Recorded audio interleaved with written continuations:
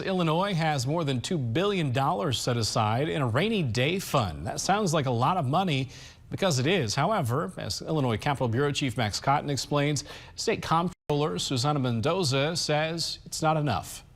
Having a healthy rainy day fund is so vital to ensure that the important state programs and services that we care about keep running in times of fiscal crisis. State Comptroller Susana Mendoza says she's thrilled Illinois now has more than $2 billion in reserves.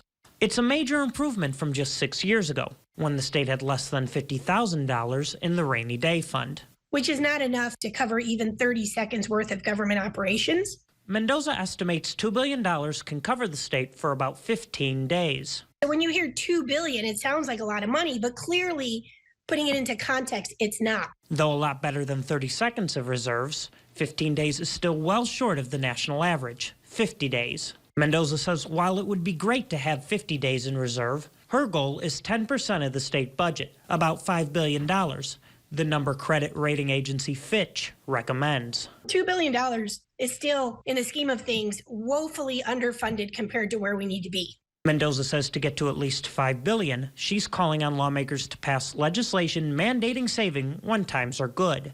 In any year in which the state's revenues exceed expectations by 4%, the state would automatically take 1% of the budget, or about $500 million, and put half of it into the rainy day fund.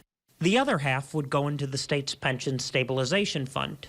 Once the rainy day fund exceeds $5 billion, all $500 million would go to the pension stabilization fund. Rating agencies would absolutely love to see this type of fiscal discipline codified into law, and it would put us on a much better path moving forward.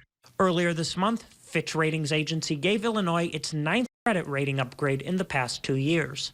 Mendoza believes passing this kind of legislation would help improve the state's credit rating, which makes it easier and cheaper when the state borrows money for things like major infrastructure projects.